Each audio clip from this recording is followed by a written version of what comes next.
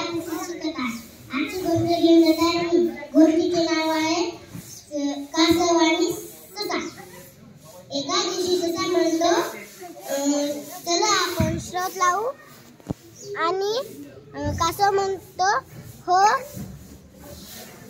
आणि ते दोघंही शर्यत लावले. आणि ससा धावत धावत पुढे गेलो आणि कासव मागे राहिलं. आणि ससा एका झाडाखाली झोपतो आणि कासव हळूहळू पळत झाडाखाली येतो. आणि कासव पुढे धावत धावत नदीकडे पोचला. आणि ससा म्हणतो ते आता भी मागेच आहे. आणि ते पुढे गेलं तर ते बघतो ससा जिंकलेला आहे.